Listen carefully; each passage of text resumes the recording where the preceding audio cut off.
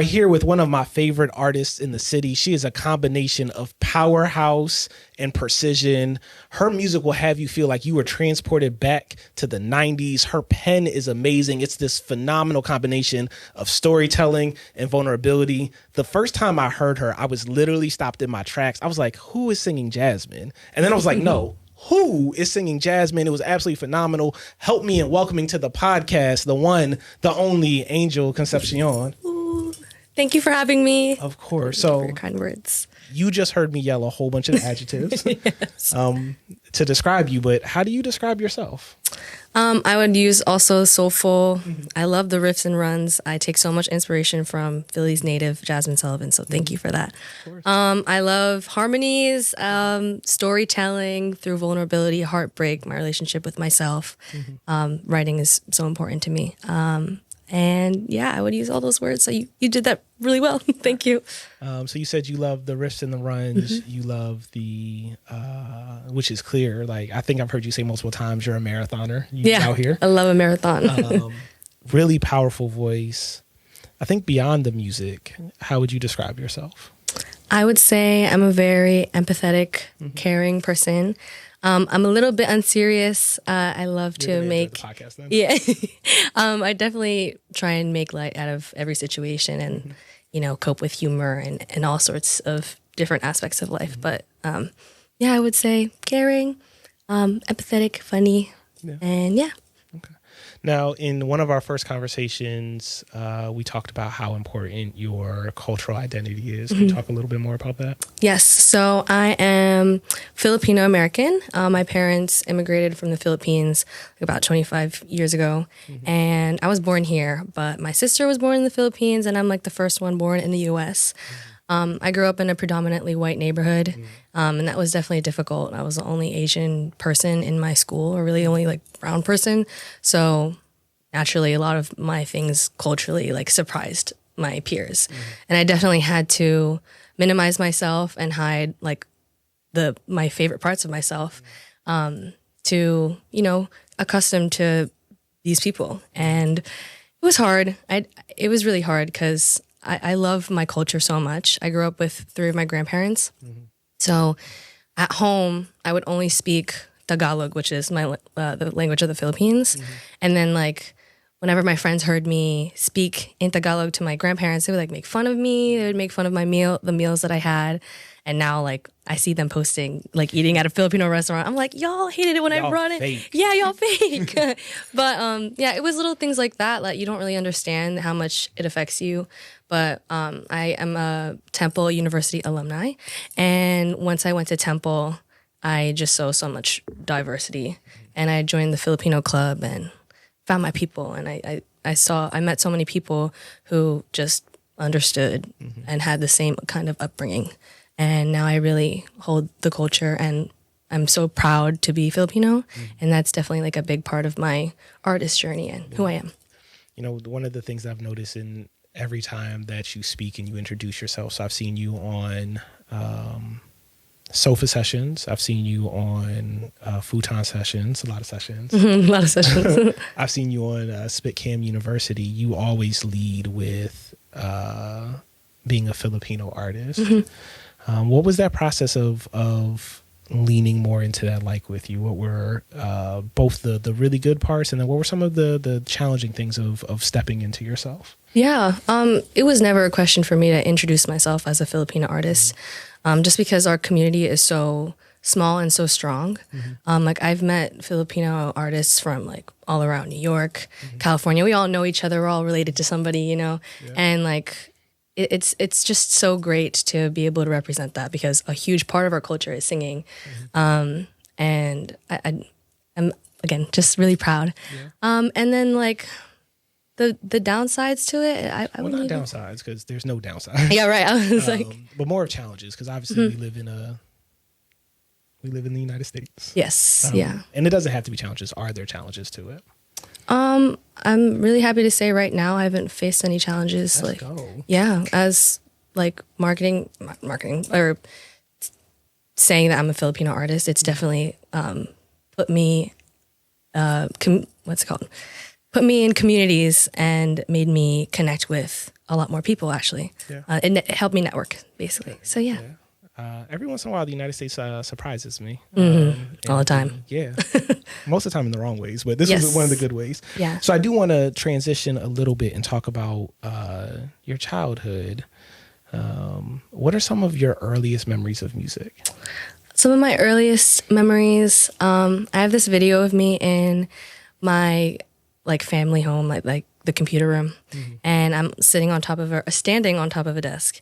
I asked my mom to put on a dress, and she gave me like this karaoke mic, and they put on Dancing Queen by ABBA. Okay. And I was just like singing I barely even knew how to speak, but I was like, you are the dancing queen. And you could really tell like I was getting into it. And I cry whenever I watch that video of me from when I was like 4 years old, because it's so clear like what that little girl was made to do. Yeah. And I'm so happy that I can heal my inner child by making her proud. And now I'm like singing on stage, doing that. So karaoke has been a huge part of growing up. It's big in my culture. I was in choir, drama club, all those good things. So it's always been very prominent in my life, singing. So music is early through karaoke, and then you see drama and theater. Tell me a little bit about your time in theater. It was cool. That was definitely an outlet for me to kind of meet like sounds a little weird, but like the weirdos of high school. And that's where I always felt like I kind of fit in more, just like the weird kids, the theater kids. And I felt like I could be myself. Yeah. And there, like nobody saw me as like the Asian kid. Like we were all just like trying to make art together, trying to sing, trying to act together. And that was like my safe space. So that was definitely sick. Funny story about being in a predominantly white high school. We did Sister Act, which we did Sister Act, and they casted me as Whoopi Goldberg, and then changed all the black jokes to Asian jokes. It was a mess, but that's that's what it was like in my high school. But at the time too, like I was like, oh, I got the lead, yay! Yeah. So a lot of thoughts to that. Yeah. First, why Sister Act? Like, I don't also, know. I'm sure you killed it. Of course. Yeah. And then the necessity to change the jokes from black jokes to Asian jokes is problematic in and of itself. So problematic. Yeah. What was the experience like for you, kind of taking the stage and finding that balance of, are y'all making fun of me? Are y'all just making jokes? How did you navigate that? Well, I was 15 at the time, so I really didn't understand what that meant. In my eyes, I was like, oh, I'm the lead. Like I'm gonna make my parents proud. I'm gonna make everybody proud in this room. I'm gonna sing these songs. And like, kind of what we were saying earlier, you have to make fun of yourself to survive.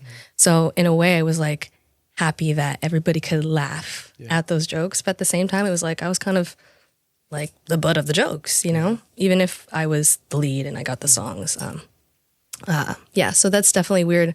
It's a weird dynamic thinking back to that.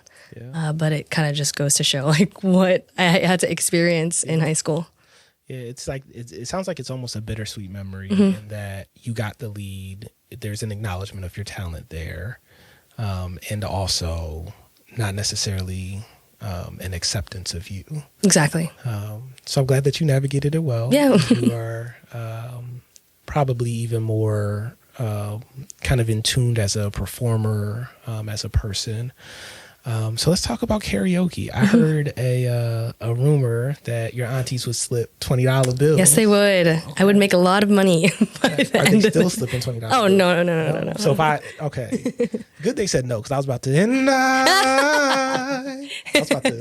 That's the song. That's the song too, of course. What were the go-to songs? So obviously Whitney. Well, what else? the in the like Filipino karaoke like classic book, you will find like an auntie or one of the kids singing "I Will Always Love You" by Whitney. Listen by Beyonce. That's like the Filipino person's national anthem. And then I Have Nothing. That's a huge one. Those are the top three you would definitely always hear.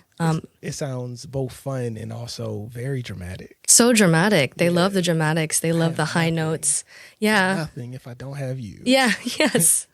Well, one time my uncle was like, "Oh, sing a song," and I sing a little lower now, like I'm an alto, so I sang like, was it "Killing Me Softly"? And I love that song. I could add a lot of runs, and it's in my range. And he was like, "Can you do a higher one? Like, can you do like Beyonce?" I was like, First, we not going to disrespect on like yeah, exactly. Yeah. But it's just funny because they love the powerhouse ballads. They really do. Yeah. No, that's amazing. How do you think that influenced your sound now? It definitely has influenced my songwriting. I always love to have like a high belty note. It's like a staple for any song that I perform or write. And yeah, I definitely attribute that to Whitney, Beyonce.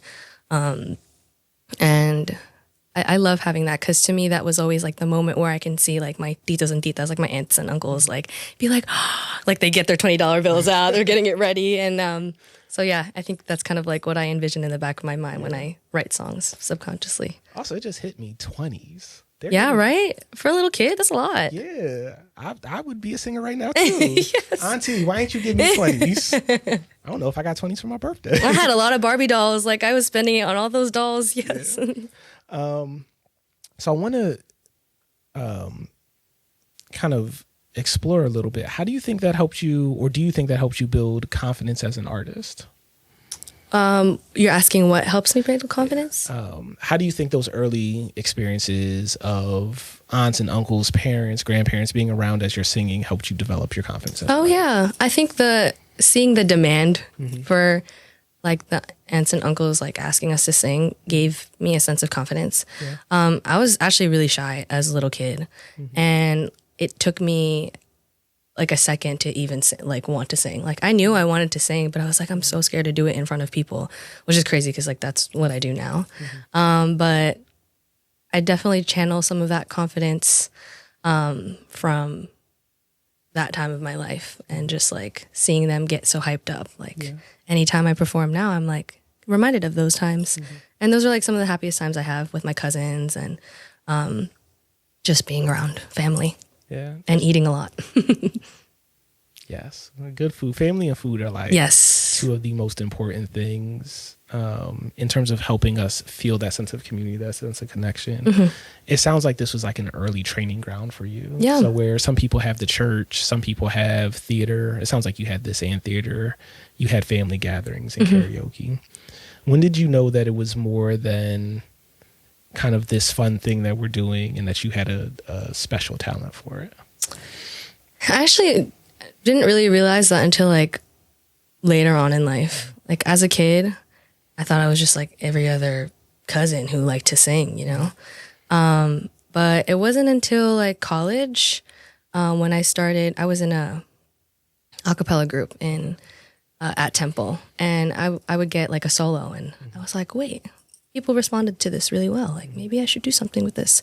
And then when I started releasing music, I was like, oh, I'm getting a lot of good feedback and I have so much fun doing this. So I think I should pursue it. Okay. Yeah. The people! We want to thank our sponsor, Randolph Walters and Associates. If you're looking for competent mental health treatment, individual counseling, family counseling, couples counseling, head over to randolphwalters.com and tap in with some amazing licensed therapists. We're here to serve you.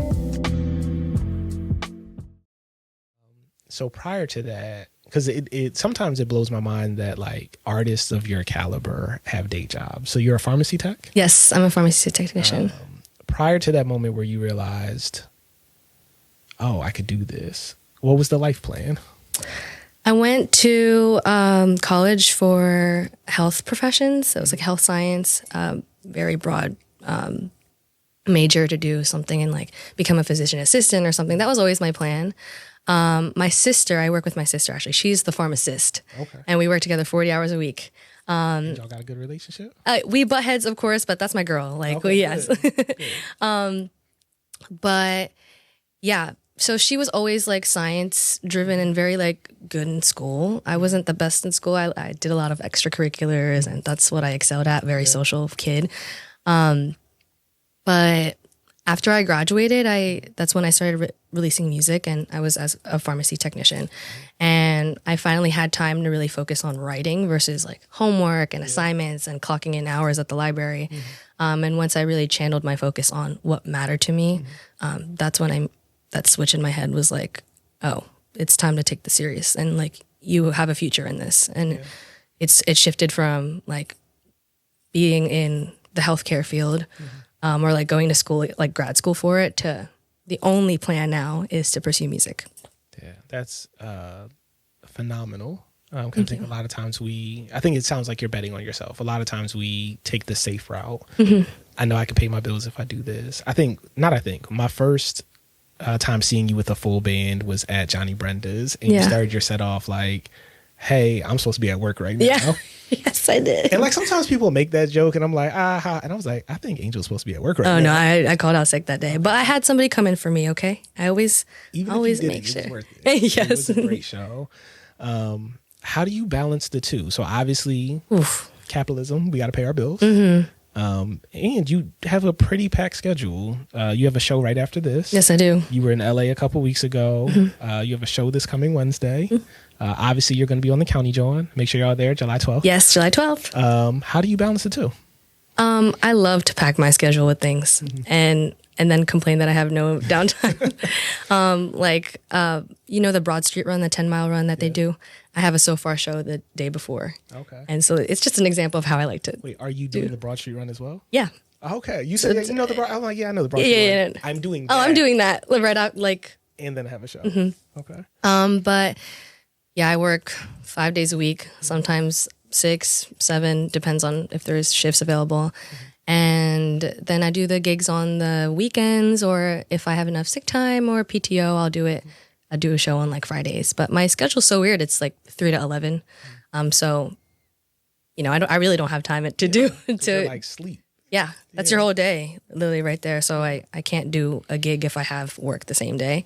But it's a lot of switching shifts. Like, oh, I'll take your morning shift, and then I'll from work I'll go to this this gig in the city, and a lot of. But you always find time for what you love, and as difficult as it is, and as much as I don't have like time to like rest, like I love what I do, and I love singing. So like.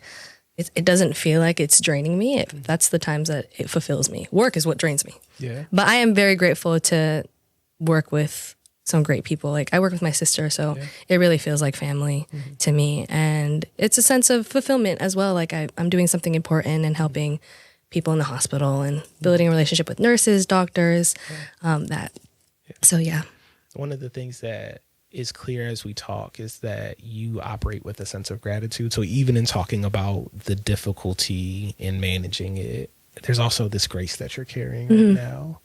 And I'm curious of how you developed that. My mom, definitely, I owe it up to her. She always says like, stay grateful for everything that you have. Even all of the challenges in life, that's a privilege to other people. The things that you complain about is other people's prayers. Oh, sorry. And she instilled that in me at a young age. And I'm glad that I have that now, because with the busy schedule and trying to balance so many things, like it's easy to complain, and to be like, oh, I wish I was at this point of my career. I wish I was here, blah, blah, blah. You're seeing so many people on social media, be it doing so many things. But I'm like, I feel like I'm living my dream now, as much as I still have the hospital job. That is a privilege to say you have a full-time job. Yeah. So it pays the bills. Also, I think social media makes it seem like you do one thing and that is it. And the job allows the space to be the artist. It's hard to write songs if I'm thinking about eating. It's hard to record and perform if I'm bogged down with financial stressors. So I do encourage artists that do both, right? Like learn the craft to get to the place where it's full time. But there's a lot of honor. There's a lot of valor in still working and still doing the space away from it. Yeah. It also just gives you time to really appreciate it as well. All right. I'm going to get off my soapbox. I'm curious. You described yourself as a shy kid. What advice would you give your younger self right now? I would say you don't have to dim your light for anybody else. And just be yourself. Like, people will love you. And even if they did it, okay, that's you, you know? I have my lock screen is a picture of myself from when I was like 4 or 5 years old. It always keeps me very grounded. And, you know, when we're hard on ourselves, I'm always like, I don't want to be hard on that little girl. Look at that girl. So that's definitely a big part of my journey, just doing things for my inner child. I love the idea of the inner child, that there's a younger version of us that lives in us that sometimes drives our decisions. Sometimes we get to make decisions that protects them. But I'm curious, where did you develop that language? This is going to sound silly, but TikTok. I definitely like had a little spiritual journey. I learned a lot about mental health and spirituality through TikTok. Just certain creators that I heard this different language that I never really heard growing up, because mental health like isn't a thing in the Philippines, you know? So my parents definitely were like, oh, like depressed, that's anxious. Like those are just made up words. So I grew up like not acknowledging those feelings and thinking like, oh, I'm just not strong enough. But then like reading more about mental health and awareness, it gave me a space to be kind to myself and to really understand like these struggles are valid and they're not made up words, you know? And yeah. Shout out to TikTok creators. Yeah, I've learned so much. Y'all be out here saving people's lives. Helping people develop language. Would you do anything differently? No.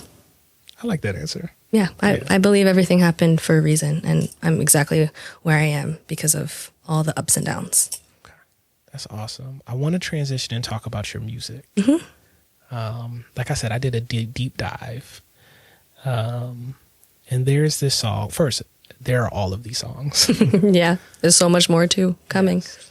Please, don't tease us. But one song specifically, "What a Shame," immediately caught my attention. Tell us a little bit about the writing of the song, the production of the song. How'd you come up with "What a Shame"? I love that song. It's something I do in every single one of my sets. And it just it's so, I think, some of my best writing. But yeah, it was about a failed relationship, situationship. We weren't even officially like boyfriend, girlfriend, whatever. But I invested my time and energy into somebody who I thought was investing the same amount. But I think they were just doing it to feed their ego and not out of love for me. It was more like to make themselves feel better about themselves. They liked feeling loved and seen, but at my expense. So yeah, it was somebody that I met online, and they lived across the country, and we had been chatting for a couple months, and they got a ticket to come all the way from Arizona to Philly. And to me, that was like the greatest act of love. And I was like, oh my God, like we're going to fall in love. I just met my husband, you know? Yeah. And that wasn't it. For the first couple of days, it felt like that. And then on the last day when I was like, oh, let's make things official. Let's do the whole thing. Like I feel such a spark and a connection with you. And I never felt like that. Yeah. And yeah, he was just like, nah. And that definitely shook my inner confidence. And I had a lot of validation. I placed a lot of my validation on what he saw me as. And to me, it was like I wasn't enough.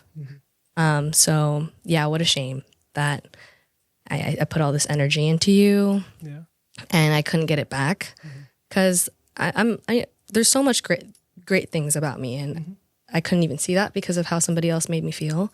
But I'm so glad that I had that outlet and that inspiration from the gratitude thing you were saying earlier.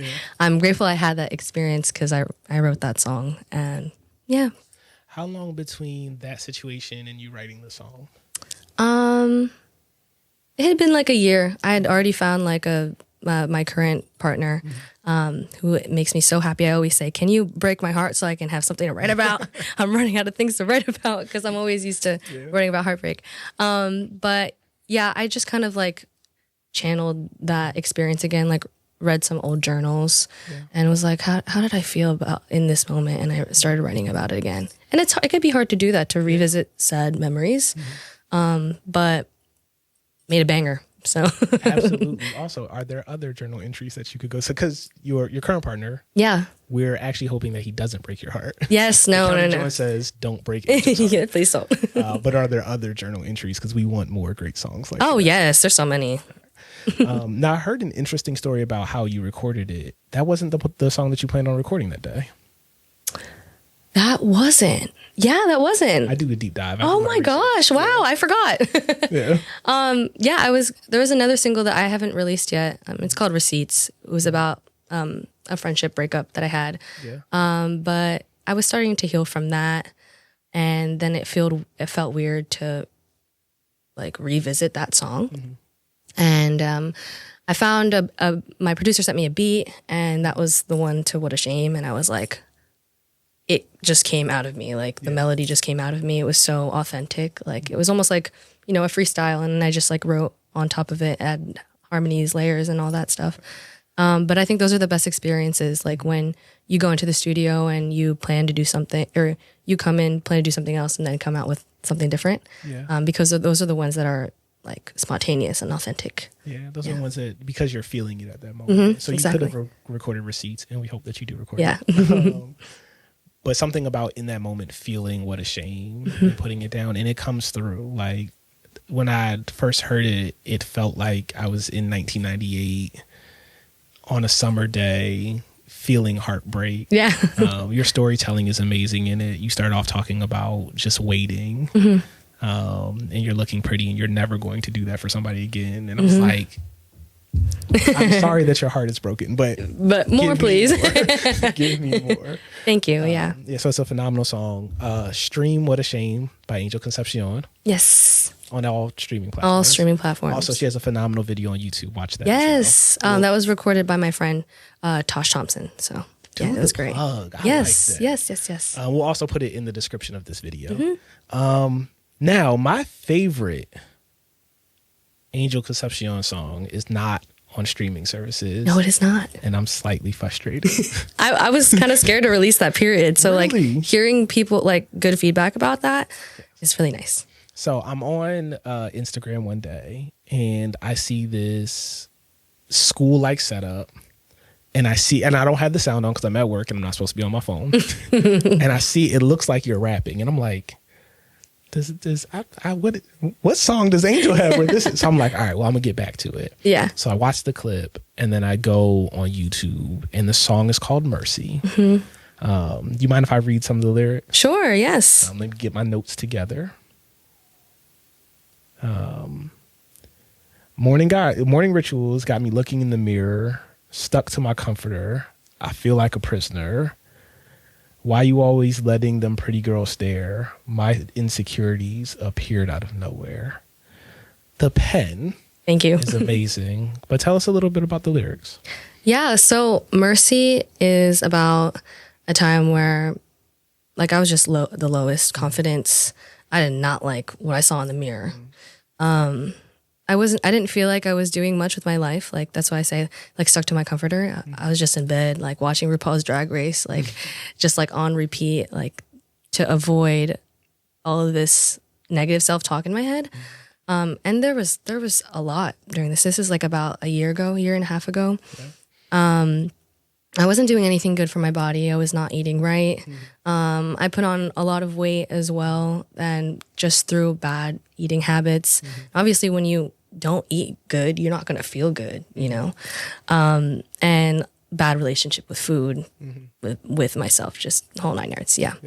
And I was like, I want to, like, make this fun in a way. Can I just, like, write about this horrible experience and, like, just put a little fun spin on it? Because that's what I feel like I do with life. Like, the bad things that come my way, I'm like, let me just, for the plot, you know? So that's what I wrote about, kind of like all of these little negative self-talk, commentary in my head. And then, like, I need to have mercy on me. Have mercy on me, yeah. And I like how that was like you were playing and that run was still kind of tough. Yeah, thanks. It's like, I'll accidentally. I do sing a little bit, yo. But I love that song, and it was scary to put it out because it's definitely like you said, you're like, is she rapping? Like, what's going on? I don't have a lot of upbeat songs, and I'm working on putting out more of those. So stay tuned. Yes. I love female rap. Like Lauryn Hill is one of my biggest influences. Queen Latifah. I love Megan Thee Stallion, Doja, like all the current and the OGs. There's something so empowering about females in hip hop. So I wanted to channel that as well and to show like those influences. One of my biggest influences growing up was the Black Eyed Peas. Love them. Wow. Yes, and they have underrated too. Yeah, especially back in the day. Yeah. Like not their new stuff. I don't like their new stuff, respectfully. But like Ella Funk, during that era, it just shaped who I am as an artist because I listened to a lot of that as a kid. Yeah. And it makes sense now. But I wanted that to be seen because there's so many different levels of my artistry that I would like to show. And even though it was scary because that was something different for me, like I'm glad that people enjoy it. And it was an important message to me. And I'm glad that you took the risk in the fear. Because although my first thought is what song does she have that's like this? Yeah. Also my favorite song that I've heard thus far. Oh, thank you. I love the juxtaposition. You start every verse off kind of confidently. Like I think the second verse starts off, do I have it written down? I don't. Oh no, it's okay. I think I say like, I don't think I'm great, that part. No, it's before that because it starts off confident. It's I'm getting keener. Oh yeah, feeling a little bit keener. Yeah. Cheer up, change your demeanor. Yeah. And I'm like, oh, it's looking up. It's looking up. And then it was like, and I'm struggling. But it was the juxtaposition of the two was so dope. And Thank you. Well, I have a lot of questions. So yes, I'm ready. Talk to me about the hook compared to the choruses, right? So the hook, you're asking for mercy, or more of demanding it, have mercy on me. Mm-hmm. Are you talking to yourself? Are you talking to others? Tell me about that concept. I'm talking to myself. Yeah. It's kind of like the verses are the commentary in my head, like that negative stuff. And then the hook is me pulling myself back together, like, wake up, come on, like, let's have some mercy. And then again, back to verse 2, I'm feeling down again. Mm-hmm. So it's like me knowing better and to have some positive, like just think of myself a little better, but then going back to that negativity, it's like a balance. And so, yeah, it's definitely talking to myself. Like I'm telling myself, have mercy. Yeah, that's how I read it. And I wanted to clarify. I'm curious, in what ways has that battle of having to remind yourself of what's going on, how does that play out on your day-to-day basis? Yeah. It's weird because I feel very different from the person I was when I wrote that song. I don't hate myself anymore. Yay. Thank you. And that was before I was going to therapy and like really making a lot of healthy lifestyle changes. And around this time last year is when I started to go to the gym and make a real difference because I was tired. I was tired of feeling that way. I didn't want to make any more sad songs about that, you know, like, and I just took a change in my life. And so it's funny talking about that point of my life because I'm like, sometimes I don't even remember what it was like to like be in bed and just stare off and hate myself. Cause like now I have a lot more confidence. And I'm so proud of the things that I do and the discipline it takes to go to the gym every day before work and then go to the gigs and then be at things like this. You know, it's a lot, but I'm proud of myself and I've come a long way. Yes, we're proud of you as well. Yes, thank you. And one of my favorite things about songs like that is they're time capsules. There are moments that we can point back to and be like, this is how I saw myself. This is how I was talking to myself. And it's a clear measuring stick of this is how I feel now. It sounds like you have routines that help you stay well. Do you mind if we jump into mental health a little bit? Yes, let's do it. So in what ways do you currently manage your mental health? I'm currently in therapy. Okay. And I have a gratitude journal and then a regular journal to like vent because I like to have like, I just like to make a visual difference between happy thoughts and sad thoughts because, you know, it's just nice to see it like just one book of happiness. When I'm sad, I can like revisit those moments. So yeah, journaling, therapy, going to the gym, and also spending time around people who make me feel nice and good. Because, I mean, in college, it was a lot of spending time with people who didn't make me the best person or made me feel like walking on eggshells. And I found myself kind of like addicted to being around people who made me feel that way. Because it's like you're kind of finding validation through them. But I don't do that anymore, which is nice. I'm surrounded by a friend group filled with creatives as well. Yeah. So like we all uplift each other, and it's very good for the brain. Yeah. It's very good for the heart, everything, the soul. Yeah. So the people, we want to thank our sponsor, Dr. James Smith Jr., the presentation skills doctor. If you're a leader, an executive, a former athlete that is looking to improve your presentation skills, make sure you head over to drjamessmithjr.com and tap in. Thank you for your support. Yeah. So, I mean, a lot to that. Therapy, physical health, really good relationships. I think community is probably the most underrated thing when we talk about mental health. Like, I am a therapist by trade, and people try to come and see me and be like, that's all I need to do. And I'm like, no, this is practice at best. Yeah. This is, we're noticing the unhealthy thoughts, and we're challenging the unhealthy thoughts, and we're seeing the internal narrative and building new narratives. But also, you got to go out into the real world and practice it. How did you make that shift from being around people who you feel like you're walking on eggshells and like trying to get them to prove that you're worth it, to being around creatives and in healthy relationships? What had to change for you?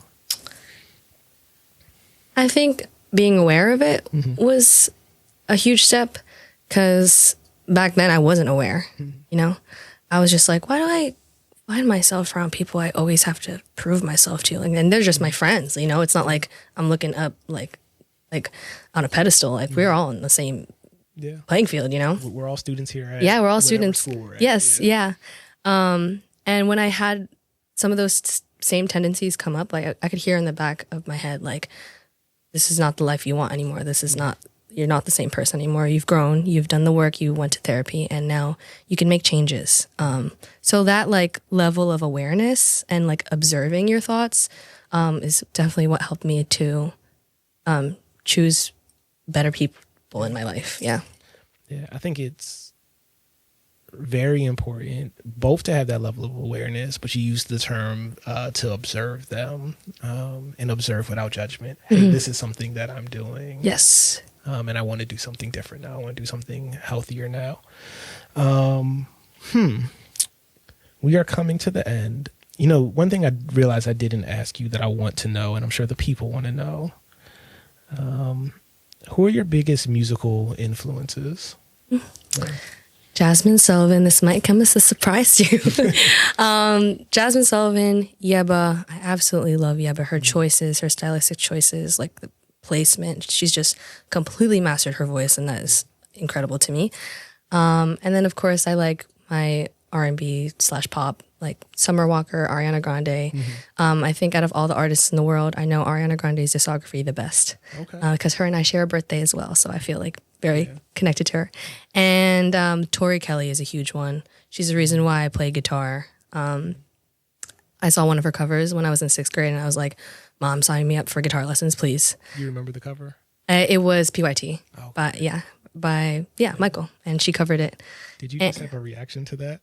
It fully distracted me. I know we're on camera, but I love it. I love that was that good of a yes. No, yeah, yes. That changed me forever. Yeah. And also the mastery of her voice as well. All of these artists, like I just strive to be at that level. Yeah. I definitely hear the influences of Jasmine on your music, the influences of Summer Walker. When you play the guitar, I think I saw you on, it might have been Futon Sessions doing. Yeah, I did a Tori song. Yes. And I was like, first, a lot of artists play the guitar, but don't play the guitar. You play the guitar. Oh, thank you. Yes. I was like, yo, she is. So that was phenomenal. I absolutely enjoyed it. But it's always interesting hearing influence of other artists, but then still hearing a unique voice. And I think you've maintained a unique voice while being influenced by people, which is thank really you. cool. That's a huge compliment. Yeah. I'm curious, what is your approach to songwriting? Does it start with the music? Does it start with the lyric? Do you start conceptually? It's different every week, something different. because I play guitar, sometimes I'll just find some chords and then kind of figure out what the vibe of it is, because I like doing the upbeat songs, the slow songs, the sexy songs, and I'll freestyle over something and then find a topic that I don't know, it's been on my mind recently. Like the most recent song I wrote too was about like body positivity and like loving yourself and seeing yourself in the way that the people who love you see you. Because again, kind of like opposite from Mercy, which is nice. And that's an upbeat song as well. Is that the infamous song about a donut? No, that's not. But that song is next. And I just finished that song tonight. Or today. Yeah. So that's the song that you're talking about on the way in? Yes. Can you tell us about the song about a donut? Yeah. Again, I've talked about my bad relationship with my body and food. But I was like maybe 2 months into my health and fitness journey, and just like, you know, that feeling of accomplishment and pride when you show up for yourself through the gym and eating right. And my mom came home and she got my favorite donut. It's a vanilla donut with like the cream inside, called a White Lightning, from the local bakery. Called Yum Yums. I grew up going there, and in Montgomery County, Lansdale, or Colmar, yeah. And she came and she handed me the donut, and I stared at it for like 5 minutes. I was like, the contemplation. Should I eat it or not? Because I deserved a sweet treat, for real. But at the same time, it was like my pride. I was like, I know better not to eat this. Like, I have been doing so good, you know? But you treat yourself once in a while. It's not going to freaking kill you, you know? But in an attempt to avoid making a decision about eating it or not, I wrote the song and kind of framed it in a way of like temptation and like knowing what's good for you, knowing what's bad for you. And there's certain lyrics, like I say, like glazed with guilt, and that's about the glazed. Yes.